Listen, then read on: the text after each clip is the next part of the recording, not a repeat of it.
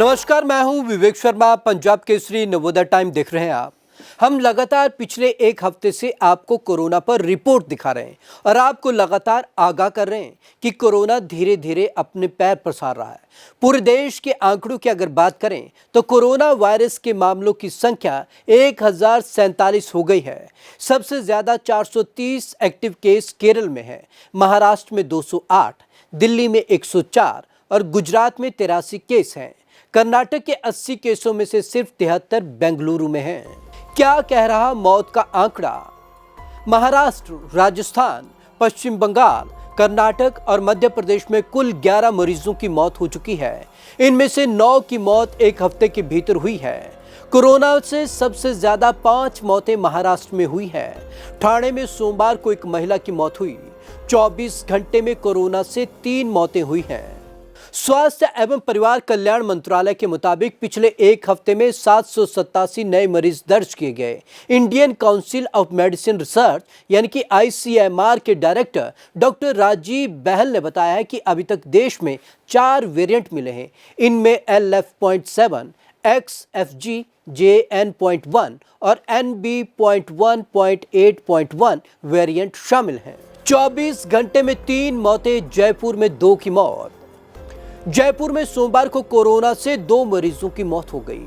इनमें से एक रेलवे स्टेशन पर मृत मिला, उसकी कोरोना रिपोर्ट पॉजिटिव आई। दूसरी मौत प्राइवेट हॉस्पिटल में भर्ती 26 साल के युवक की हुई। उससे पहले से ही टीबी की बीमारी थी। महाराष्ट्र के ठाणे में 2 की मौत। महाराष्ट्र के ठाणे में एक कोरोना पॉजिटिव महिला की इलाज के दौरान मौत हो गई। ठाणे में ही 25 मई यानी कि रविवार को अस्पताल में इलाज करा रहे 21 साल के युवक की मौत हो गई।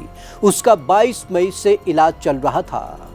बेंगलुरु में 1, केरल में 2 की मौत। इससे पहले 17 मई को कर्नाटक के बेंगलुरु में 84 साल के बुजुर्ग की मौत हुई थी। स्वास्थ्य विभाग ने बताया था कि बुजुर्ग की मौत मल्टी ऑर्गन फेलियर की वजह से हुई थी। 24 मई को उनकी कोविड रिपोर्ट पॉजिटिव आई थी। केरल में 2 लोगों की कोविड से मौत हुई है। भारत में मिले कोविड-19 के 4 नए वेरिएंट।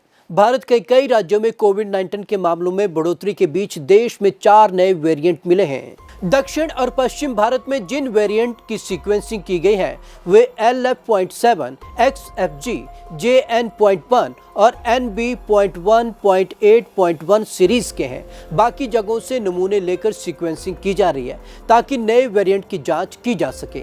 मामले बहुत गंभीर नहीं है और लोगों को चिंता नहीं करनी चाहिए, बस सतर्क रहना चाहिए। नंबर 1, क्या कह रहा WHO?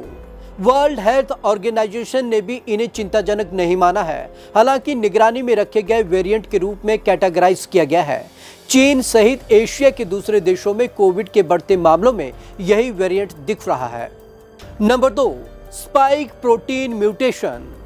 NB.1.8.1 के A435S, 445H और T4781 जैसे स्पाइक प्रोटीन म्यूटेशन अन्य वेरिएंट की तुलना में तेजी से फैलते हैं। इन पर कोविड के खिलाफ बनी इम्यूनिटी का भी असर नहीं होता है।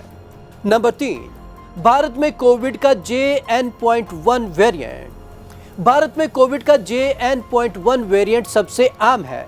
टेस्टिंग में आधे से ज्यादा सैंपल में यह वेरिएंट मिलता है। इसके बाद BA.2 26% और ओमिक्रॉन सबलाइनेज 20% वेरिएंट के मामले मिलते हैं। सिंगापुर, चीन, थाईलैंड और हांगकांग एशियाई देशों में कोरोना फिर से लौट आया है। भारत में भी 12 मई के बाद से केस लगातार बढ़े हैं। 11 राज्यों में नए केस सामने आए हैं। आपको हमारी ये रिपोर्ट कैसी लगी? कमेंट बॉक्स में जरूर कमेंट करें। विवेक शर्मा को दीजिए इजाजत। नमस्कार।